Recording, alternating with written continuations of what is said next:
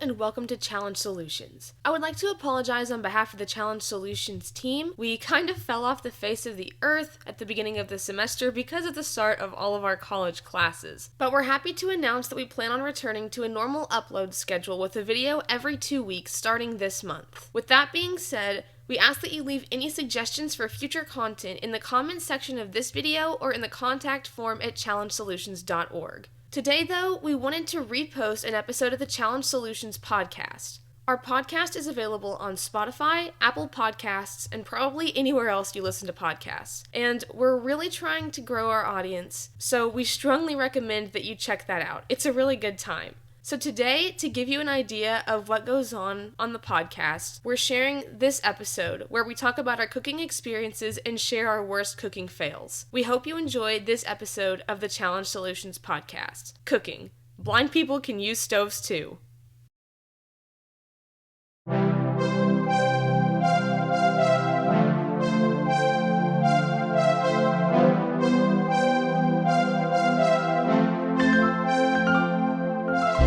Hello and welcome to the Challenge Solutions podcast. My name is Caitlyn. I'm joined by Cole and Macy, and today we're going to talk about cooking. But before we get into that, I just need to issue a warning to all voiceover users to never, ever, under any circumstances, open the Zoom app launcher because you will not be able to close it.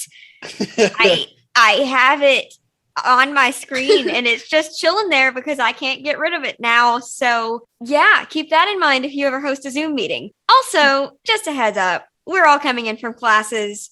Finals approacheth in 2 weeks, 2 and a fraction of a week. Yeah. So we're all very delirious. So apologies in advance for anything that comes out of our mouths in this podcast. Also, to clarify, what Caitlyn is referring to is the button was called apps, wasn't it? Yeah, apps button. Yeah, apps button in the Zoom app. She clicked it. She got stuck in a slideshow, and that was about 15 minutes ago, and we are just now starting this. So don't do it. It will not be good. It will ruin your day. In full disclosure, Macy was the one that suggested we click it. She Look, was. Don't tell me there's a button there if you don't want me to advise you to click it. Anyway, with all that being said, the holidays are coming up and those usually involve a lot of cooking. And Especially while we're not necessarily going to talk about holiday cooking for this entire episode, that has sparked us to discuss cooking and general kitchen usage tips and tricks as blind individuals. So to start us off, we are going to each share the story of our worst cooking fail. Cole, do you want to start since you have probably the least dramatic cooking fail of the three of us? Yes, I certainly felt dramatic at the time, but it's not necessarily just a cooking thing. It's more of a, I guess, kitchen in general type thing. But when my cousins moved in, they started drinking tea, and then we got gallons of tea, which I was not used to at this point because they had just moved in and I was tired. It was 3 a.m. and I wanted chocolate milk, as you do. And I walk in, I open my fridge, and I just grab the jug, where the milk's supposed to be, pour it into a cup, put some Nesquik in it, stir it around. I'm all happy, and then my hopes and dreams were crushed when I sipped chocolate tea. Oh, that's Spit it rough. out, dumped it out, right into my room now with a renewed sense of sadness, and then complained to my cousins shortly thereafter, and then we moved where the tea was located after that. Yeah, so well, there's only one reason why you feel the need to get chocolate milk at 3 a.m, and I feel like that reason is to brighten your 3 a.m. self. Yes, yeah. So when you're going for that, and then you try to chocolate tea. Yeah. I actually had a similar situation once where I was making hot tea in my Keurig. So I just put the tea bag in the cup and let the water run down on it. And I was trying to calm down and have sleepy time with my hot tea and everything. Okay. And I forgot to check and make sure there was not a coffee K-cup in there. So I made my tea as old, nasty, coffee that was left in the pot. Ooh. Poured over That's the tea bag. worst. It was disgusting. Also, I think I did it twice in a row. I've Amazing. done that several times. I also once poured orange juice in my coffee because I ended up with orange juice in the exact same kind of carton as my coconut milk, and Oh, that was an experience. oh. I bet. Ugh, sounds worse than chocolate tea. Yeah, I think it was probably way, way worse than chocolate tea. There are not many things that you can accidentally pour in coffee that will be okay, but most things that you accidentally pour in tea are not the most repulsive things you'll ever consume. I mean, I feel like any kind of fruit juice can cause a lot of damage, regardless of what it's poured into. That's true. A friend of mine accidentally made cereal with pineapple juice once. What cereal was it? I don't remember. Okay. That's really nasty. I mean, yes. Fruit Loops, it might have been like a nice vibe, but like anything else. Okay, but pineapple fruity pebble smoothie. I cannot decide how I feel about that, and I kind of want to try it to see what would happen. I'm going to go with no. I'll go with no. That's because you don't eat vegetables. Your voice doesn't matter. Pineapple is not a vegetable. Do you eat pineapple? No, but that's not the point. I actually also don't. No, I don't. I don't really. No, I don't. I don't like fruit. Most fruit. Okay, so we've established that Cole's diet consists mainly of chicken fries. It does. I have a texture problem. I'm not sure exactly what it is or when it started. So vitamins are the way I have to go. Man. Anyways. I also have a little bit of a texture problem with a lot of things, but I like my fruit and some vegetables. You know, usually I do okay, and I supplement with a multivitamin to make up for the gaps in my diet. So anyway, now it's my turn to share my worst cooking fail. This was actually a collaborative effort with Macy because, you know, most of the time when I'm cooking by myself, I'm a decent cook. Like, I might make a mess, but I rarely ever create things that are just straight up inedible. But when Macy and I are together in the same habitat trying to cook things, we just cannot. And once upon a time, we decided to make a black bean quinoa salad, except for we scanned every can in my cabinet and did not have black beans, but we did have chickpeas, so we used those and put all the various components in the bowl and doused that sucker in Dijon mustard and stuck it in the refrigerator thinking we were going to have a nice meal prep for the next day, and turns out neither of us like chickpea salad. No, that stuff was never like any chickpea salad I have ever experienced. You cannot just substitute chickpeas for black beans. No, but also, it does not work. To comment on this story, okay, with a personal experience, firsthand pro tip about cooking in general, right? If you have a blind friend, partner, significant other, or loved one, and you think you're going to cook something together, don't. Hey, I think this primarily applies to like two blind people. Yes. No. No. If you I'm so sorry. This came out very wrong. If you are sighted and you like cook with obviously a blind person, a sighted person, but if you are blind and the other person is also blind, because like we have almost dumped hot water on ourselves because I ran into Caitlyn, almost walked into each other with knives, almost poured carrots in the wrong pot, almost washed dishes with the sink that the strainer was in with like noodles in it. Oh no. Yeah. There are just so many incidents. Yes. We have established a one person in the kitchen at a time rule. Yes. So strongly recommend. But also no. If you are sighted or if your friend is sighted, like definitely cook with that person. Yes. Right. It sounds like two blind people cooking together is more of an adventure than it is a way to get good food. Yeah. I mean, there's a lot of like communication that has to go into it. Like you have to for sure be able to tell the other person what you are doing like every step of the way, especially if you're transporting hot or sharp objects, and then they also have to listen and remember that stuff and also carry out their task while you're carrying out your task. And there's just a lot of different moving parts that goes into that you don't necessarily have to deal with if you are cooking with a sighted person, because they can just see and you don't have to say, hey, I'm putting a knife in the left-hand sink. And so I mean it can be done, it absolutely can be done, but it's usually more of a hassle than it's worth. Just let one person do the chopping and then you do the cooking, and Yeah. A little tag team. Like one person runs out, like high fives him, the other subs in. Yes, like a relay race. And yeah, it definitely can. We definitely have done it and been successful, like maybe a couple times.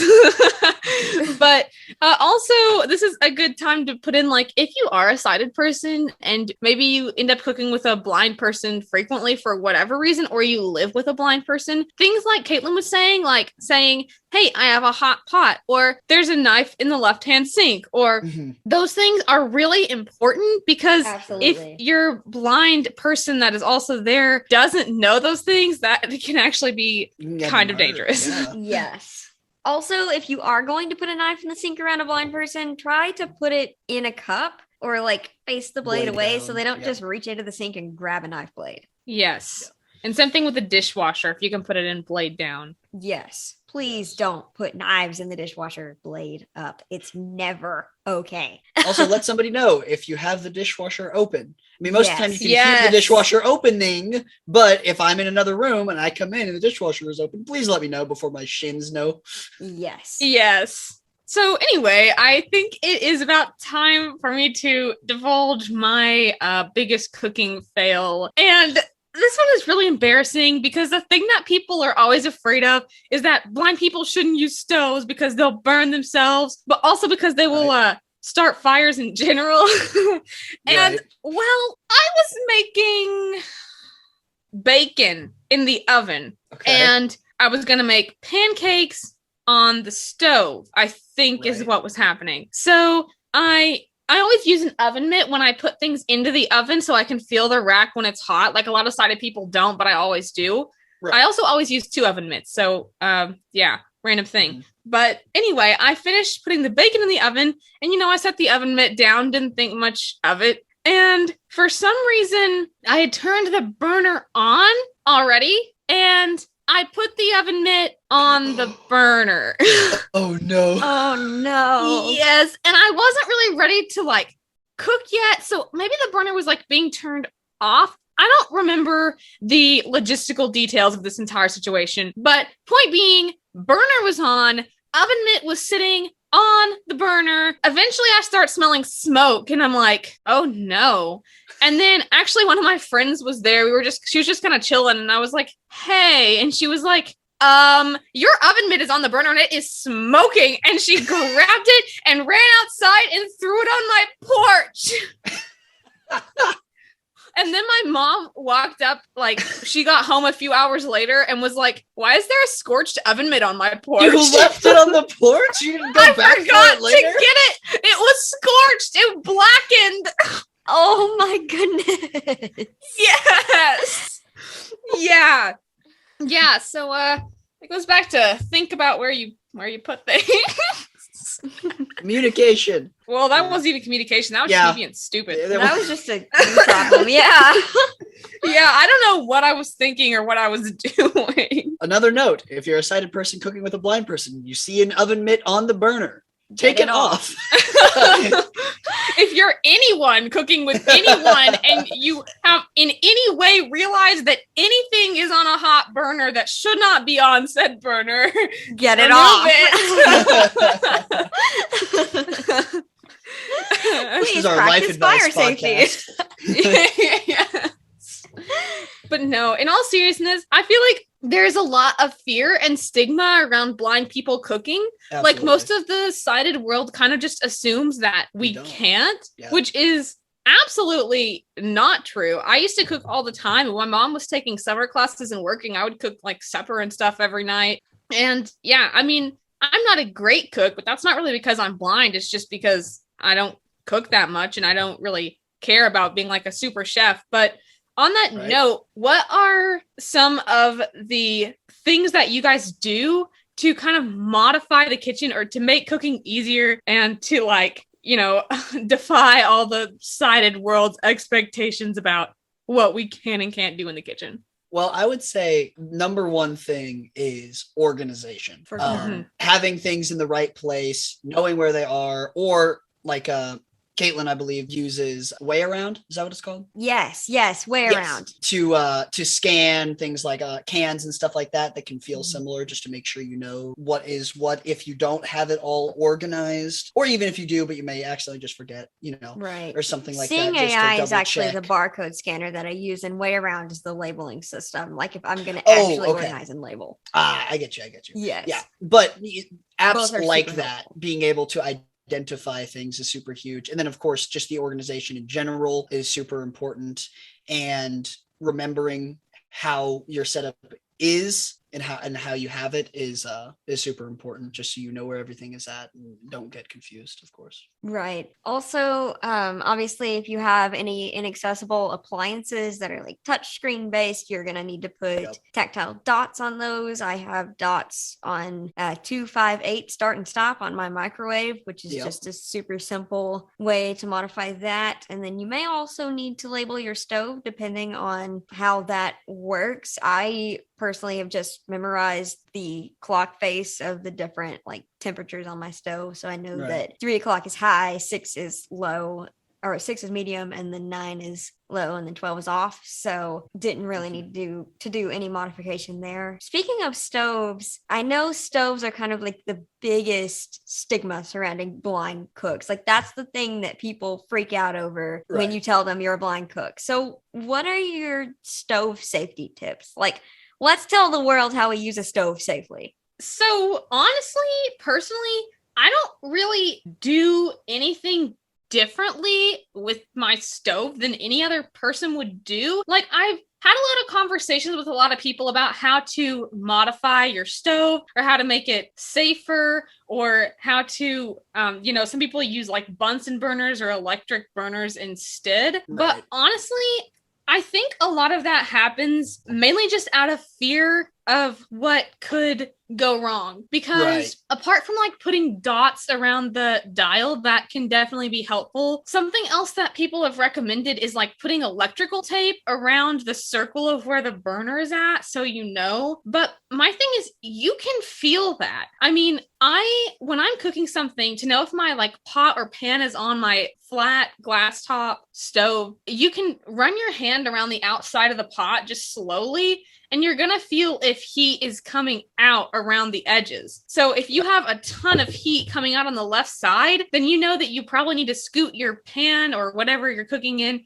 over to the left some to put it in the middle of where the heat is. There's nothing on my stove or about my stove, anything I've put on it to make that any different. I've also cooked on stoves with raised burners, which are actually, Caitlyn's are like that. And a lot of people think that those are going to be better than a glass top stove for a blind person. Mm-hmm. And I mean, cooking on them kind of is. You definitely have no doubt about whether your pot or pan is on the burner. Mm-hmm. But the thing is, a lot of them are so hard to clean and put together. And as a blind person, you kind of have to go into cooking with the idea of you're probably going to spill something. Like something's going to drip. You're not going to know about it. It's not a big deal or anything, but it's probably going to happen, and it happens to everyone. So specifically going out of your way to have like raised burners like that is fine if you think that's going to make you more comfortable, but you have to think about the cleaning, because I know we were both really excited about Caitlyn's, and then we got them, and then we dropped the first amount of spaghetti sauce in them, and we were like, oh no. Yeah, I was very excited. I grew up with a glass top stove, so I was really excited when I moved into this apartment and had raised burners, and they're not as nice as I thought. I really hope my next habitat has a glass top stove, because I'm kind of over these. You definitely can tell when your pot is on the burner, but it also kind of makes it more unstable. Like it's easier to tilt the pot.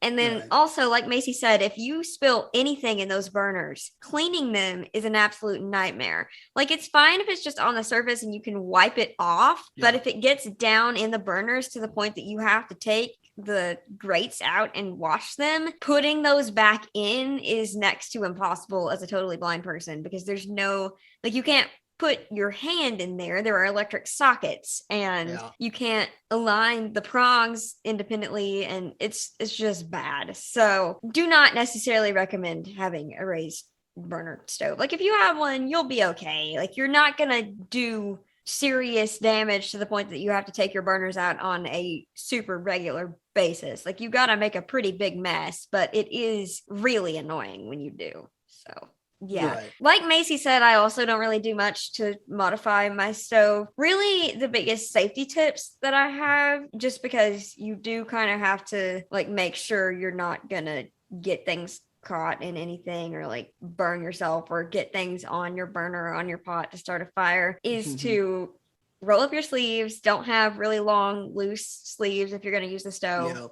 And put your hair back if you got long hair. Like, I've got almost like waist length hair, and I always make sure I've tied it in a knot before I use the stove, because the last thing you want is to set your hair on fire using the stove. So just general common sense tips that really Sightlings should also be following, but make sure you do that. And then I also recommend getting cookware that has stay cool handles. They're basically just, I think it's silicone over the handles, so that handles themselves don't get hot. That way you can keep a hand on the handle of whatever cookware you're using and not worry about burning yourself. And it's super easy to stay oriented and just pick it up off the burner when it's time to remove it without needing oven mitts or pot holders or anything like that. Right. For sure. I think some of the main things is not really issues with the stove. It's just things that kind of you do with it, like having, the right cookware and stuff like that, and making sure that you're not going to have anything that's loose or going to catch on fire. It's not really as much of an issue of the stove itself, really. And sure, you could put electrical tape around where the burner is, but that's just if you need to and if you feel comfortable about it. So. Right. At the end of the day, you can do whatever you want to do to make yourself feel the most comfortable when you're using the stove. But I think the point that we really need to drive home is that you absolutely can use the stove. I think the main thing that stands between a lot of blind people and doing that is just their fear of, getting burned. And that's kind of what we're told our whole lives. Like, you can't use the stove. You can't be in the kitchen. You're going to burn yourself. But, that's not necessarily how it works. And it is a little bit scary at first. I remember when I first started cooking, I was like a little bit afraid of the stove, but I was very afraid of the oven. Like, I did not want to put my hands in there. I was afraid I would burn myself. But the more I did it, now it's totally fine. I do it like it's nothing. So, it might be kind of scary, and something might go wrong once, and you might get a little burn or something. But at the end of the day, as long as you're being safe and careful and cautious and attentive when you're cooking, it's not going to be the end of the world. Right. Yeah. Sighted people burn themselves all the time too. So you burning yourself is not going to be the worst thing that ever happens to you. Just put some aloe vera on it and move on with life. You'll get over it. I think the fear of cooking, like Macy said, is the main thing that kind of prevents a lot of blind people from trying it. And I feel like that's also, that's the same with a lot of things. The fear of doing it sometimes will hold you back from trying it, and I feel like that's definitely something that you just have to face and realize that it's a lot easier than you thought.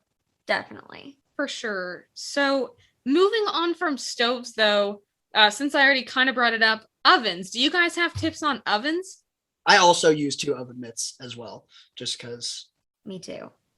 Do you guys use the elbow length or the normal? I don't have elbow length ones, so I've always just used the normal ones. But are elbow length better in your opinion?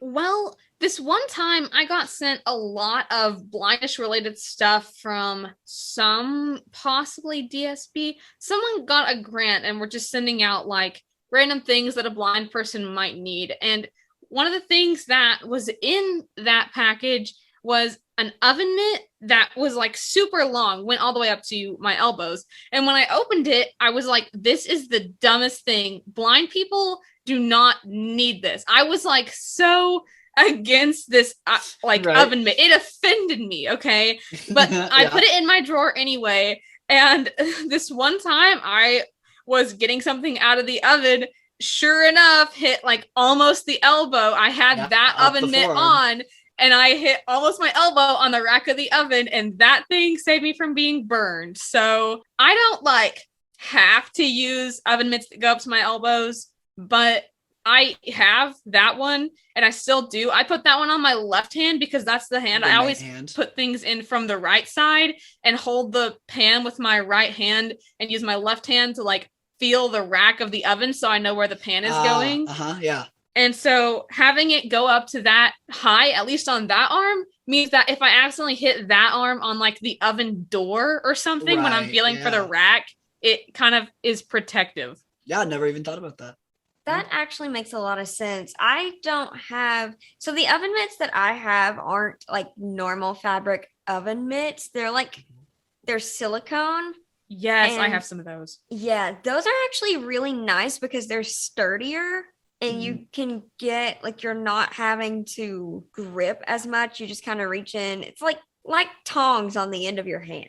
Okay. Yes. If that makes any sense. So I really like them, but they also can be kind of hard to grip, which can be annoying depending on what kind of thing you're trying to take out of the oven. So I don't know how I feel about them. Those are just the ones I have and they get the job done. So I have not bought more. I typically don't use a full-sized oven though, not because I can't or don't want to really, but because my oven in this apartment is totally inaccessible. It has one of those weird capacitive touchscreen things. And when I put bump dots on the buttons, they don't work anymore. So I have not jumped through the hoops that are going to have to be jumped through in order to make that oven work for me.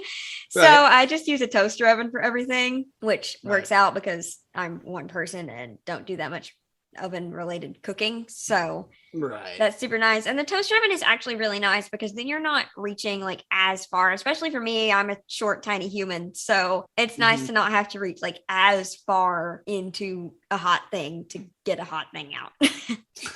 Yeah. And the toaster oven that you have also talks, right?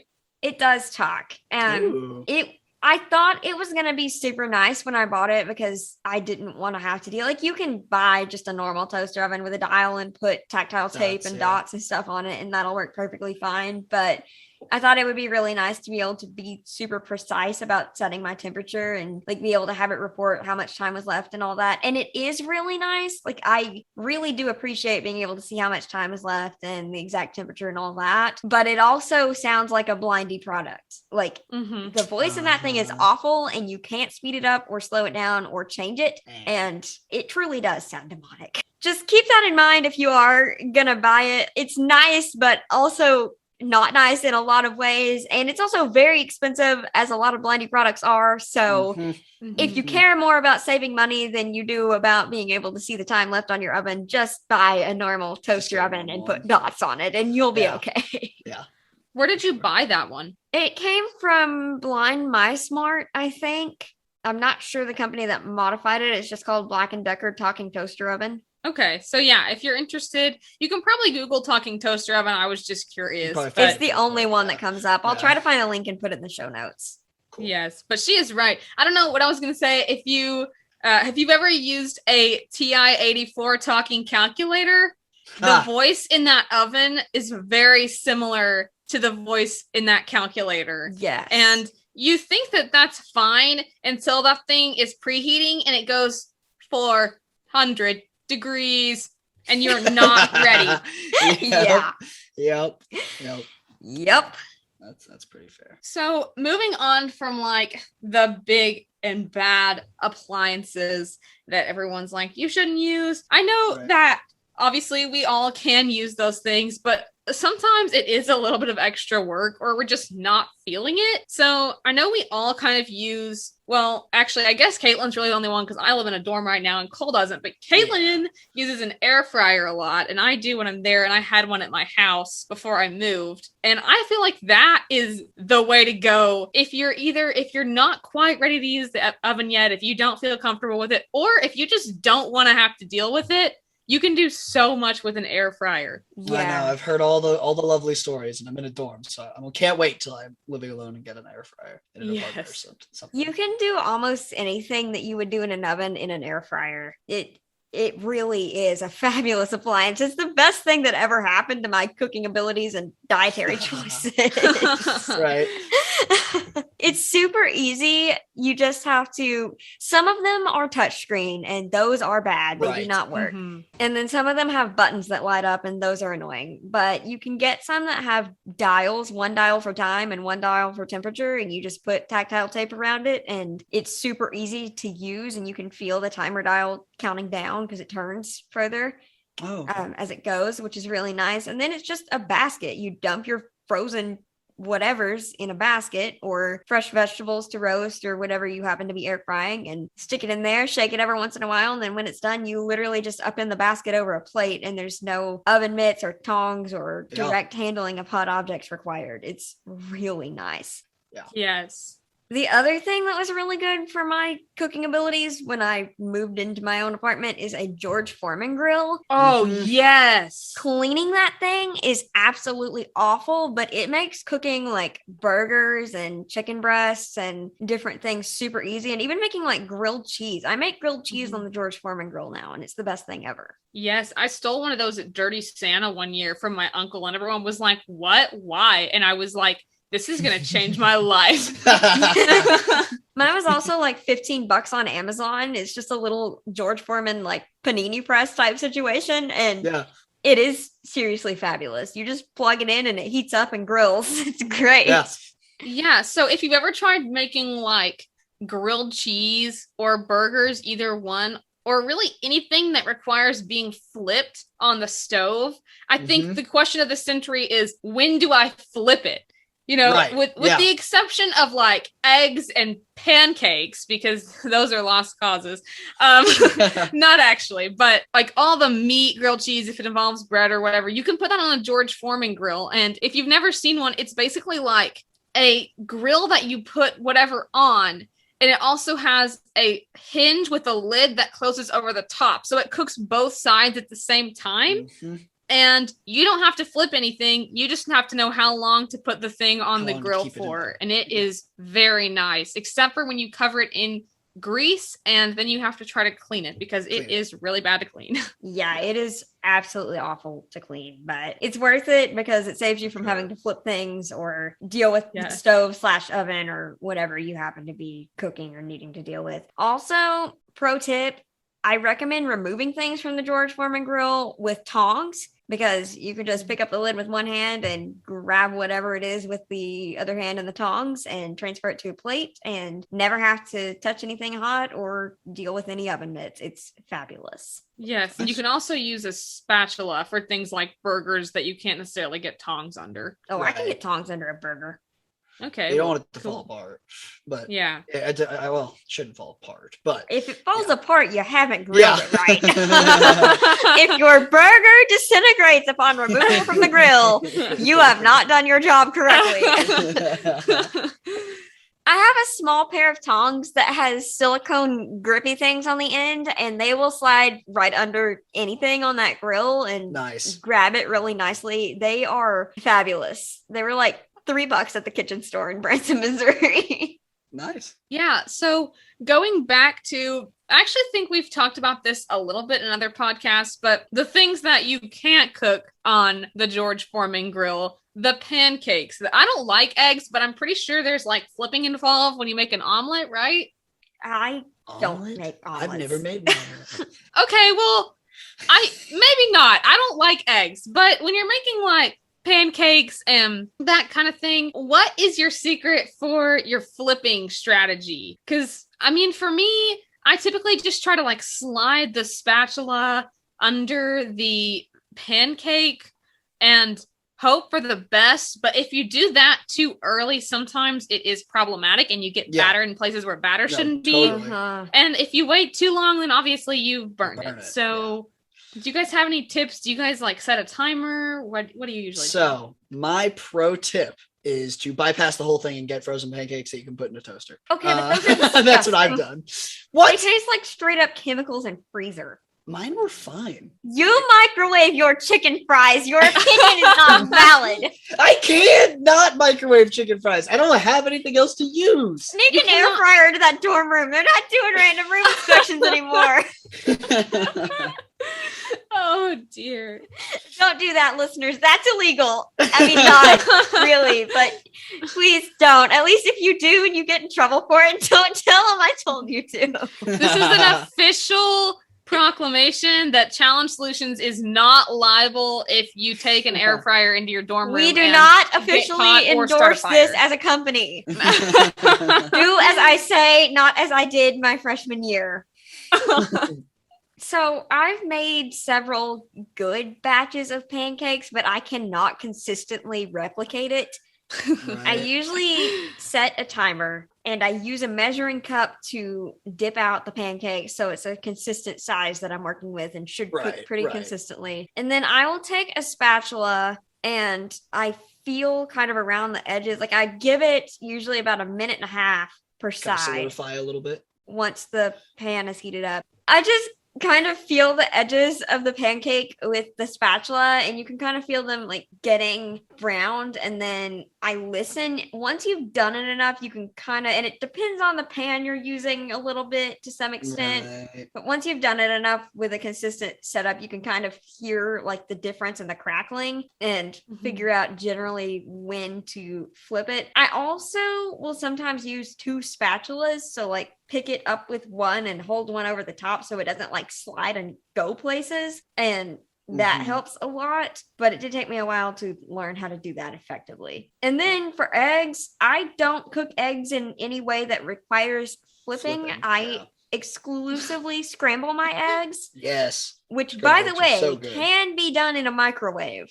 Yes, yeah, that's true. It's not bad in the microwave once you figure out your specific microwave's cooking power and learn how to accommodate for that. But I scramble my eggs in just a nonstick pan on the stove with some butter, and you can feel with the spatula like when it starts kind of clumping together and it'll feel thicker, and then the sound also changes. That also takes practice. Eggs are delicate creatures and dealing with them requires a lot of practice before you get it right. I just now a couple months ago got to the point where I could consistently scramble an egg that was enjoyable, not just edible. Right. I think the same thing is kind of the case with like scrambling hamburger meat. That's something I did a lot at home because like boxed meals, those are my thing. Like come home from school, make like a boxed spaghetti or hamburger helper or tacos with taco seasoning. Those things that don't take like a whole lot of time, but a lot of them also just beef is one of the only meats that I'll eat. So I scramble it a lot, but it's kind of one of those things where the scrambling isn't hard, but then knowing when to stop, knowing when all the meat is brown and when there's no pink left, you can actually hear it. So if you do it enough, it took me a long time. I ended up, at first, I would call IRA agents to look at my hamburger meat and tell me if it was done. But then I started kind of listening to it. I think someone might have actually told me that they could listen to it. So you can hear it if you start out and you either have a sighted person help you or you use a service like IRA or FaceTime a friend or whatever you need to do to get that done. And then eventually you kind of get better at it and you get more comfortable with it and you'll start hearing those subtle differences. Same thing with like boiling water. You'll definitely hear it and you'll know the difference between like kind of sizzling and boiling after you've done it one or two times. So may mess up a few times, but you'll start to get it. Yeah, yes. I knew I had been told by a lot of people that I could listen to hamburger meat, and now I'm at the point where I can consistently tell by sound when it's done, but I am weird about my meat, and I still regularly call IRA just to verify that there is no pink because I cannot stand the thought of not verifying it. So no shame in doing that, but you can tell by the sizzling. Yeah, do whatever you're comfortable with as most anything in the kitchen. Yeah, for sure. And also with things like whole cuts of meat, like chicken, steak, things like that, if you're cooking those, I actually took a food safety class in high school that went over all the temperatures that those things are supposed to be at. I don't remember every one of them now, not gonna lie. But the things that I cook, like chicken, is supposed to be at 165 degrees. And at that point, if it reaches that temperature on the inside, it is safe to eat. So I have a talking meat thermometer, and I can just put that into like the piece of chicken or whatever and know. That's something that you're going to want to have someone help you with. There's like a certain way that you should put it in, and you put it into the thickest part of the meat. And it's also a strategy, you're going to have to work out the safest way for you to do that. But it's definitely an option if you're kind of like, okay, but sound is not enough. You can find those temperatures online and have someone help you. And I think Braille Superstore has talking thermometers. Correct. Yeah. Interesting. So do Maxi Aids and APH, I believe. Also, while you're on one of those websites buying your meat thermometer, you should definitely grab some Braille measuring cups, because you're obviously going to need those for a lot of reasons. There's basically one type that you get, and all the websites have the same ones. And the spoons work fine. The measuring cups, they're supposed to be for solids and liquids. So especially for liquids, just know that you have enough extra room to fill it up to like put your finger in and fill it up to your finger. Don't try to fill it to the very top, because it will be too much. I have ruined too many a batch of muffins because of that specific reason. But yeah, they have cups and spoons, and strongly recommend getting some of those if you're going to cook anything, because you're definitely going to want to measure things. And even some things that sighted people wouldn't necessarily measure, I feel like sometimes it's better for us to measure, like Caitlyn was talking about the pancake batter and that you have the same amount consistently. Yeah. Yes, dressing on salads if you want and all that stuff. But anyway, we are now going to transition to Cole's personal favorite kind of cooking. Yeah. And that is dorm cooking. So if you're going to college or you're in college and you want some ideas, we probably won't have anything you haven't tried, but we might, because all we have in dorms, at least where we are at, all we can have are microwaves. So you have to make do with, you have to do the best with what you can do. I feel like cooking is a strong word. Yes. But preparation of sustenance. Yes. There we go. Yeah. So yeah, we're only allowed to have microwave. I don't really know why we're not allowed to have air fryer. I mean, I guess I know why, but I think we should totally be allowed to have air fryers and toasters. Yeah. We can't even have toasters. Like, come on. How am I supposed to make bagels every morning? How am I gonna make my awesome, delicious frozen pancake without my toaster? But for me, typically, I love chicken fries. They're super easy to make, and they taste good to me, even if they're microwaved. Not as good if you were to put it in an air fryer or an oven, sure, but serviceable in my opinion. I've also recently a new thing that I don't know why I haven't tried it before, but pizza rolls are fantastic. Also another really quick thing that you can put in the microwave that is an awesome snack. Yeah, so before we had this conversation specifically, I had no idea what chicken fries were. So I think you should explain that in all of its glory to our audience. All right. So it's the amazing idea of having chicken in the shape of a fry. It's like a really thick French fry, and it's just chicken, and it's really, really good. Do you feel that chicken fries are superior to chicken nuggets? / have you ever made chicken nuggets in your microwave? I have made chicken nuggets in a microwave. I prefer chicken fries over chicken nuggets because I feel like they're a better vehicle to get to use with ketchup. Okay, I understand. than nuggets are, in my opinion. Because of that slim shape, you can just put it in anything. Yes. Yeah, they're like made for dipping in a variety of sauces and just. Yeah, they're fantastic. They're great. They're fabulous. There's a reason they're my favorite. So. They're also really good if you want a little bit of a healthier option, but still having the convenience of chicken fries. Something quick. Yeah, if you like air fry them and chop them up, you can put them in salads, and that's super nice because you get like the extra crunch of the chicken in your salad, but you're not having to like cook chicken strips or grill a chicken breast. Not the healthiest variety of meat you could put in a salad. Definitely very processed, but still effective and actually super yummy. I love chicken fry salads, but I air fry mine. I don't microwave them because I can't eat them if they're not extra crispy. Yeah, but if you're in a dorm room and you're in a pinch and you weren't like Well, Caitlyn and I both have weird things about meat. So if you weren't like us, you could definitely microwave them and put them in a salad. Salads are actually really doable in a dorm. Like everything you need can fit in a mini fridge if you don't like make it super extravagant. Right. The downside is for me, so before I got to college, I had it in my head that I was going to make so many vegetables in my dorm and I was going to like make all this cool stuff in the microwave. And I even thought about getting a crock pot at one point because for some reason we are allowed to have those. Yeah. I have no idea what that's about. But anyway, so give me a toaster at least. Right. And like I was thinking about doing but all someone that. almost set my dorm on fire trying to make a grilled cheese in one slot of the toaster my freshman year. So I kind of understand that.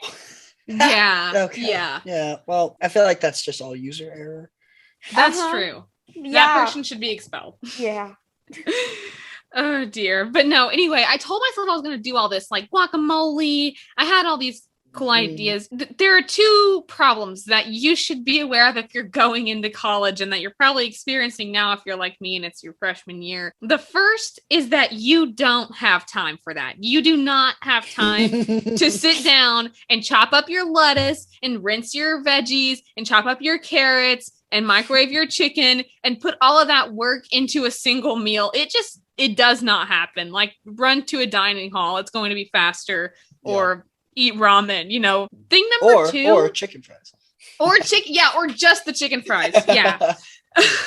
The second thing is that you are not going to want to wash those dishes. Or Cole and I were talking earlier, he doesn't have anywhere to wash those dishes. If your dorm is like communal bathrooms, then you're not going to have a sink. And I don't know if this is normal, but where I am right now, the only Walmart that I can walk to doesn't have like a large selection of paper dishes. Yeah, it has this one tiny section of paper bowls.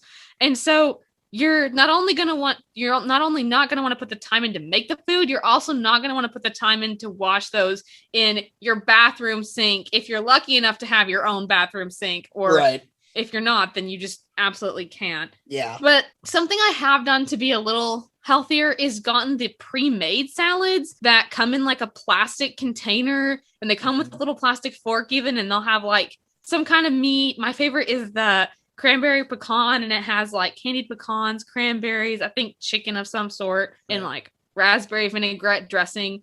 And there are a lot of different varieties if that's not like your thing. But then everything is right there and you have nothing to wash. So that is a win-win for sure. Yeah, definitely. I want to touch on it just a bit more, just in case we went through it too fast. Yes, in Macy's case, she has like a sink that she can actually wash dishes in. I like brought like cups and stuff to my dorm last year, thinking like that's what I was going to do, and then realized as soon as I got there, yeah, what do I do with these? Because I'm not going to go all the way down to the first floor where the actual kitchen is to go just wash these dishes. So I very quickly transitioned to like plastic plates and cups and spoons and forks and stuff like that, because I just can't actually wash those dishes. Yeah, right. That's definitely something to think about. Yeah, especially when you're picking your dorm as well. Yes. For sure. If you can get your own sink, it is 100% worth it. Yeah. Definitely. I did do quite a bit of cooking in my dorm room my freshman year because I did not. Well, I'm using the term cooking very, very loosely. I microwaved a lot of soup and ramen. Right. Of it. Yep. And also frozen burritos, simply because during my school day, like when I was out away on campus going to classes, I was not near a dining hall and did not have a big enough time gap to actually go into a dining hall and get lunch. Yeah. And then by the time I got back to my dorm, I was so exhausted that I did not want to go deal with getting assistance in a dining hall. And also had so much homework to do that I just quite literally did not have time. So I would end up microwaving stuff and eating it while I did all the things that I had to do back in my dorm. So Yep. Yeah, ate a lot of soup, lots of ramen, lots of frozen burritos, the occasional pre-made sandwich or salad, a crap ton of peanut butter. So much peanut butter. Lots of protein bars. And then every once in a while, when I would get super just sick of everything and felt super industrious, I would make things in mugs. You can make a lot of things in mugs in the microwave. You can make potato soup in a mug.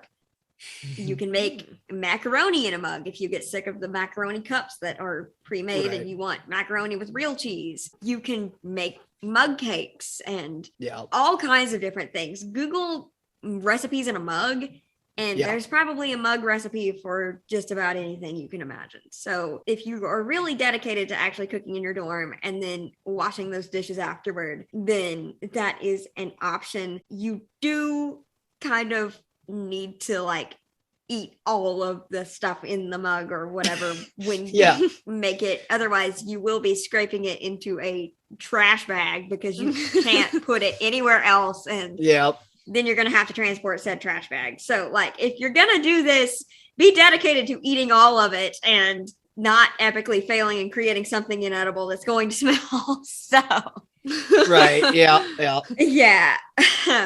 Definitely possible, but certainly not ideal. And I also never wanted to like cut fruit or vegetables in there just because you're in a cracker box. Like there is not space for that. Yeah, you don't have space to put down a cutting board and chop up a cucumber.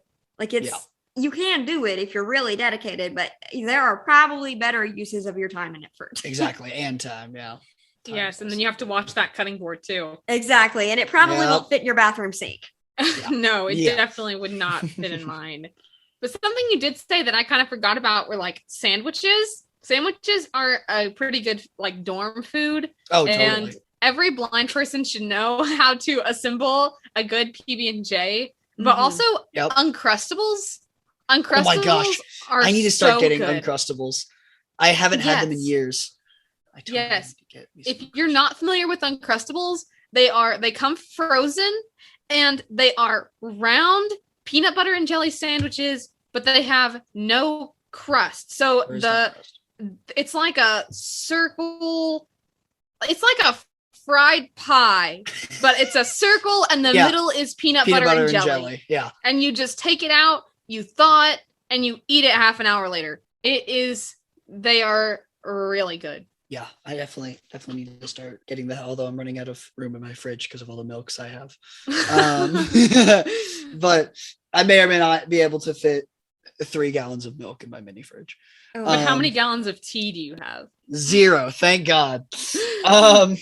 But like, yes, also having just like bread, cheese, and some turkey, just throwing that in the microwave is also a thing that I'll do as well for like a quick lunch if I'm not feeling like going to a dining hall or I've got too much homework to actually spend that kind of time. I also used to make just cheese sandwiches. So 2 pieces of cheese and some mustard between 2 pieces of white bread. Huh? I am not sure that's a thing that most people would enjoy, but if that is something you would enjoy, then by all means. Okay. I don't know that I necessarily enjoy it, and I don't think I've eaten one since I lived in a dorm. But it's definitely a good way to get some sustenance in. And also, lots of people do that. That is not a me thing.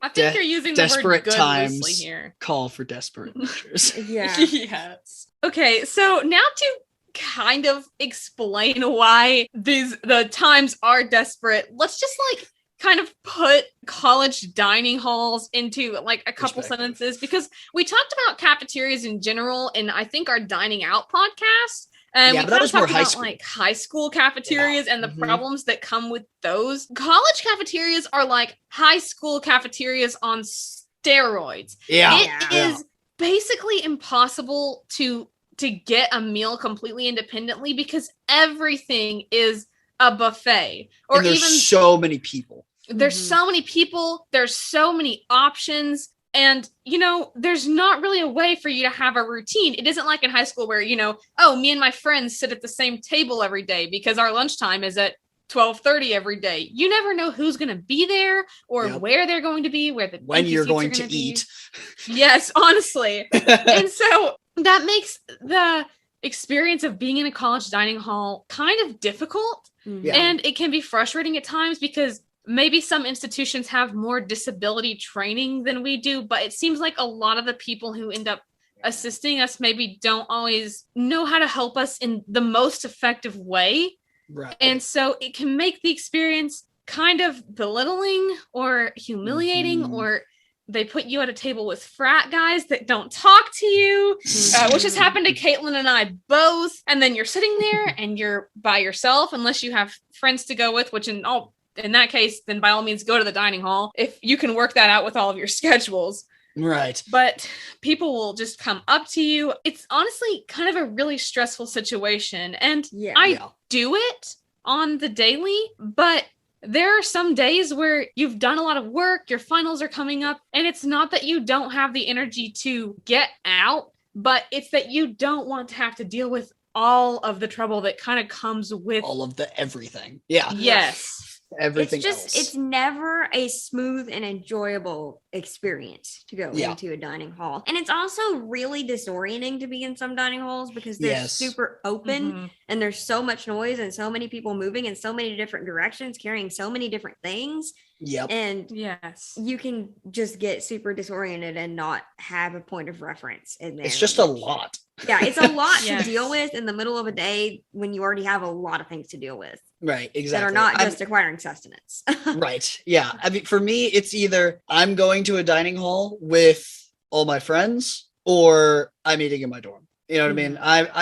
And yes, I totally could go to a dining hall. It's just too much effort when I could just spend 2 minutes microwaving some chicken fries. Yeah, you know what I'm saying? That's how I was my freshman year. Unless I just was absolutely, utterly sick of everything in my dorm and actually had a minute to think about something that wasn't pre-calc. Right. Yeah. And also another just random thing to kind of remember that I've dealt with a couple times is that in college, like someone obviously will help you, someone from the dining hall or whatever. They will get you to your seat. They will not come get you when you are done. No. And so that still leaves you walking in what is so much bigger than any high school cafeteria I've ever been in. And it's a rough situation. So that's why we're throwing out all these dorm cooking tips, and you take them as you will. If you want to brave the dining halls, it's probably going to be a lot more nutritious and filling in a better questionable. I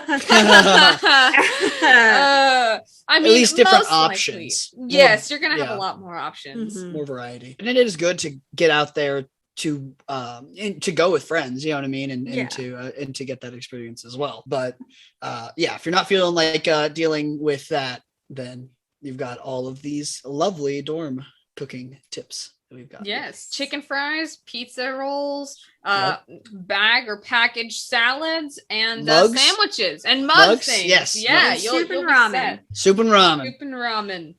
Granola bars, protein shakes when you start getting real desperate. Yeah. Cheese and mustard sandwiches. Hey, those are great. You don't even have to dirty a plate. Just make it right on a paper towel and then fold the towel around it and eat it. I have too much experience with this. I don't keep sliced cheese in my fridge, but you know, you don't? I don't. I totally do. I keep cheese cubes and I just eat them. I kept both sliced cheese and cubes. Oh, I want cheese sticks. Yes. I'm getting all hungry now. Anyway, we've rambled for a while. Do y'all have any last words about cooking? Chicken fries. Yes, chicken fries. Yeah, I think for me, it's just the last words that I always have, the last words that all of us always have in these podcasts, and that's that you can, so you should. You should try it, like step out of your comfort zone. If you don't use the oven, go make something in the oven. Make a frozen pizza. If you've never cooked at all, use the toaster, use the microwave, use the air fryer. But I encourage you to, get out there, try something you haven't tried, make something yummy. It'll be a good time. Yeah, you even get rewarded for trying it. Yeah, because good food. Well, that's only if you're successful. Well, that's true. That's true. That's true.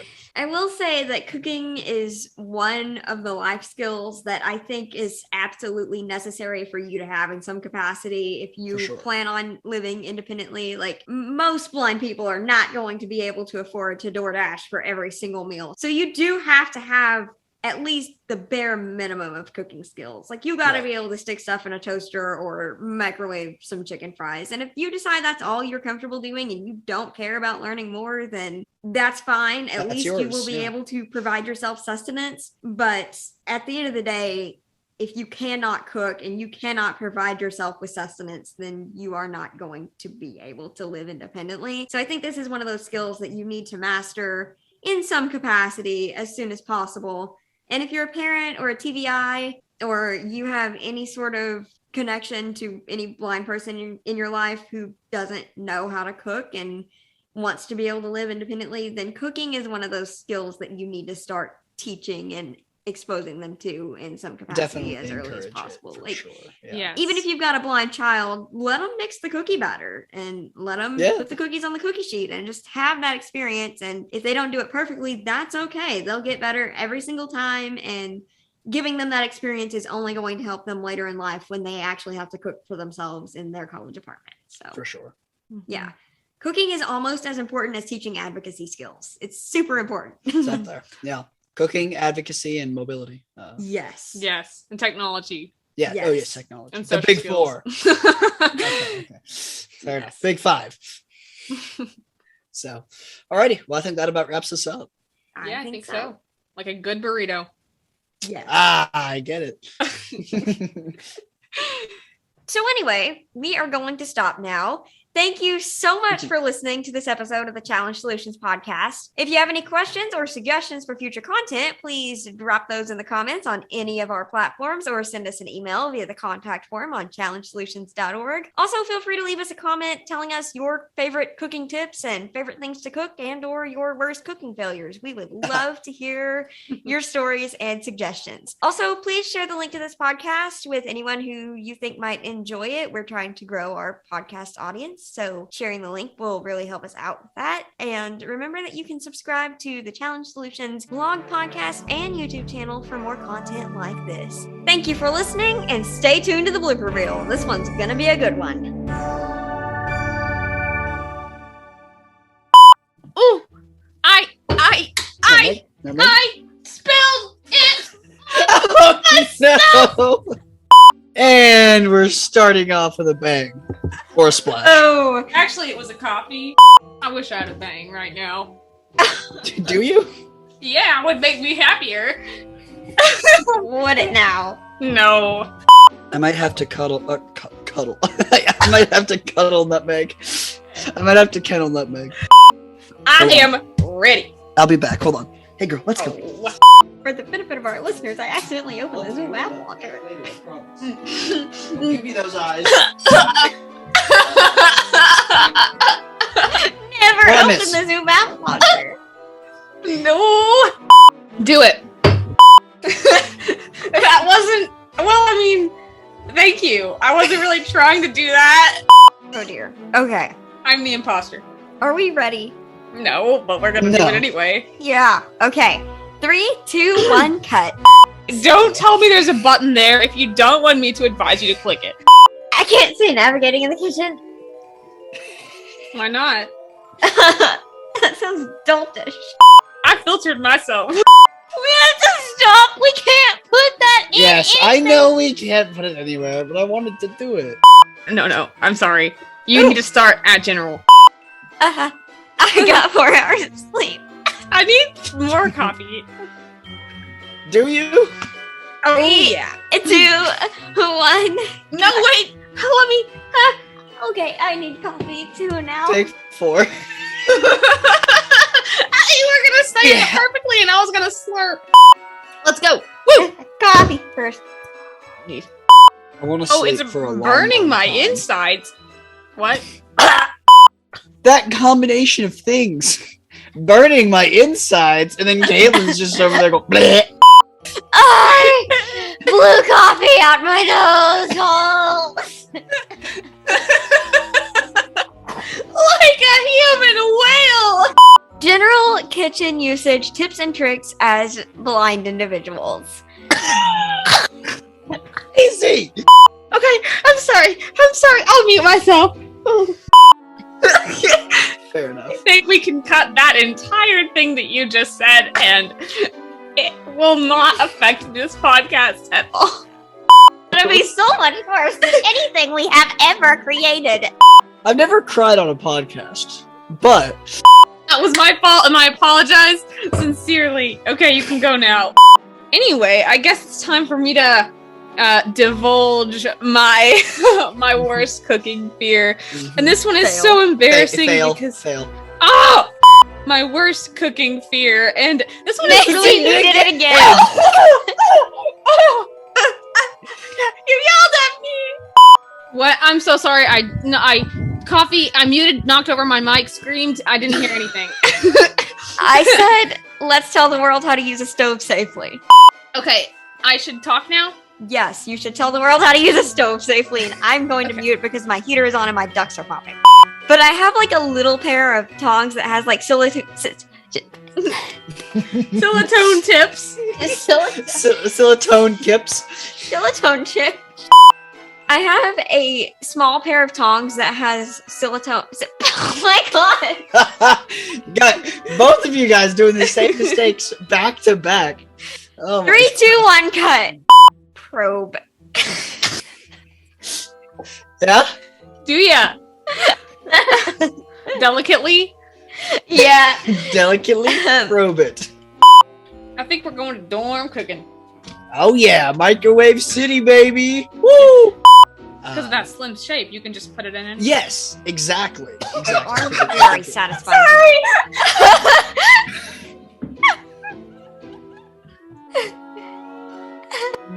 What just happened? I don't know what you need to say. But you need to go back, and I need to not say that again. Okay, I have to outro now. Oh Yeah. no. Good. Everything just left my brain completely. Thank you for watching, and stay tuned for Listening. I thought you had it. Oh, I thought you had it. You were so close. You were I killing it. almost did it.